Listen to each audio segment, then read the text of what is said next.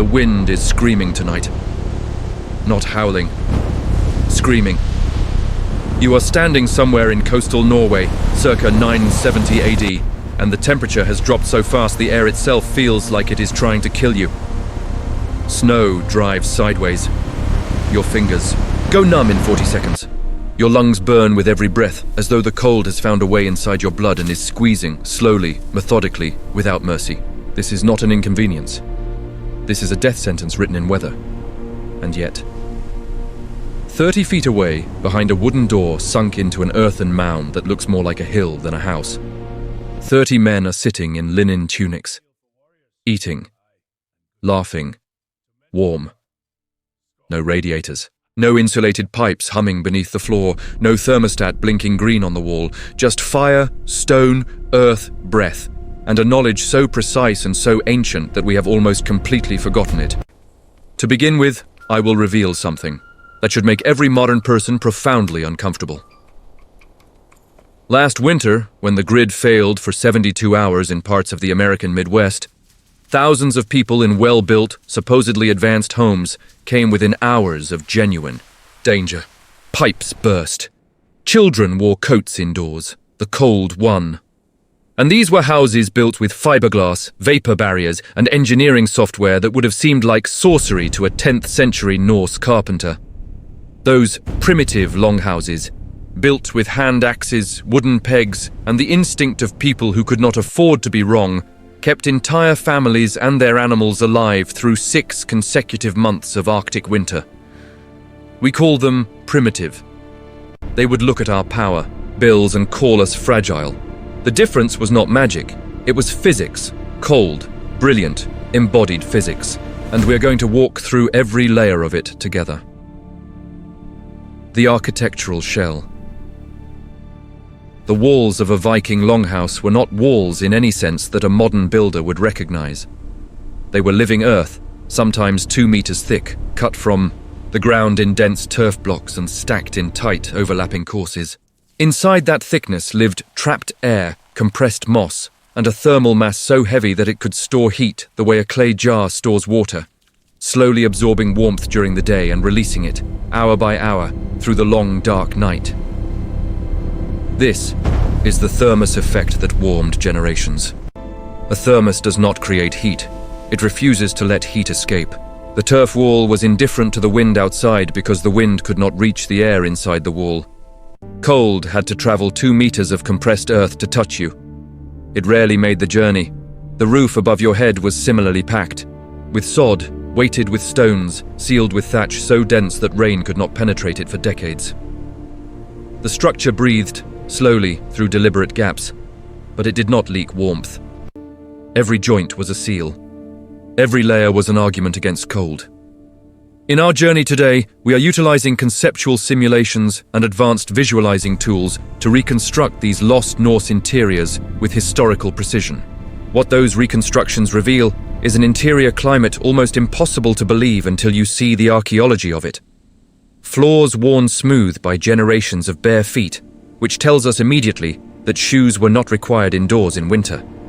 The heat engine.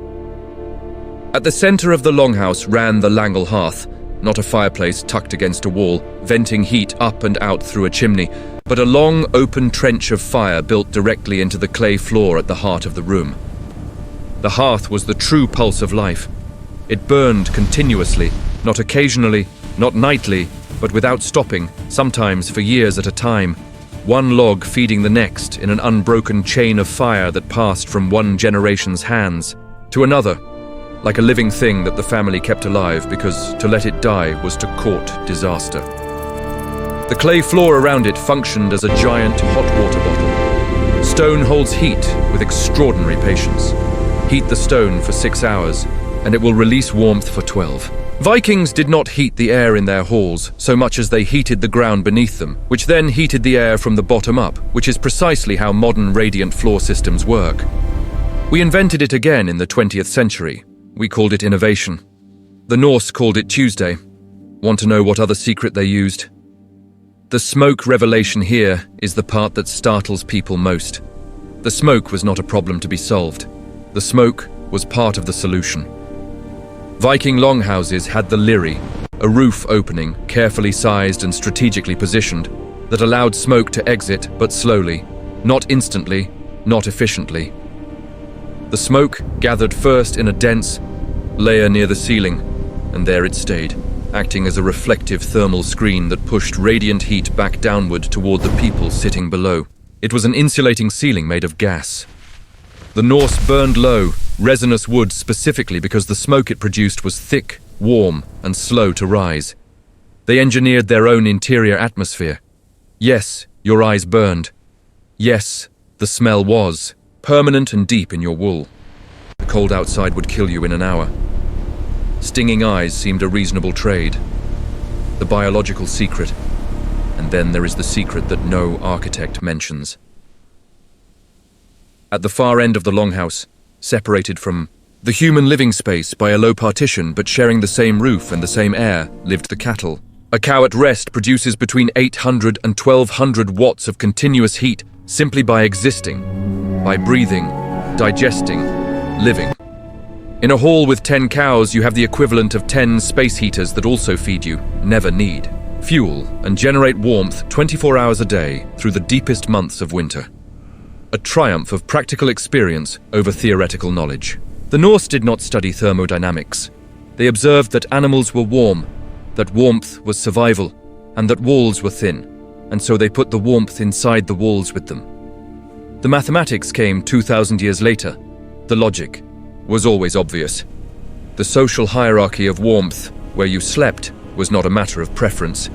It was a matter of survival, written in social rank. The household head and his family slept on raised platforms closest to the hearth's center, the warmest zone in the hall, where radiant heat from the stone floor and the reflected warmth from the smoke layer above converged. Servants and the lower household slept near the walls, closer to the animals, where the biological heat of the livestock partially compensated for their distance from the fire.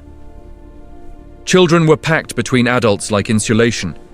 Everyone understood, instinctively, what modern building scientists now measure with thermal cameras, that in a cold room, proximity to warmth is not comfort. It is the margin between life and death. The hall was not just a building. It was a carefully managed thermal system in which every body, every animal, every sleeping position, every log on the fire was load-bearing. You did not just live in the hall. You were part of its heating.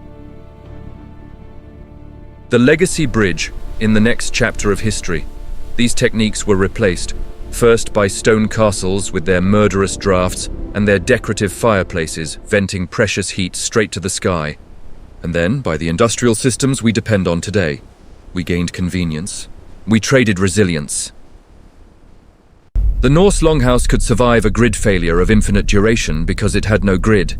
Its heating system was the earth itself, the fire itself, the animals themselves, and the bodies of the people inside it. When the fuel ran low, they moved closer together. When the cold pressed harder, the livestock breathed a little more. The hall adapted because the hall was alive. There is something worth sitting with in that. Do you think modern city dwellers could ever get used to living so close to livestock just to survive the winter? Share your thoughts below. I read every one of them, and the answers are always more interesting than you might expect.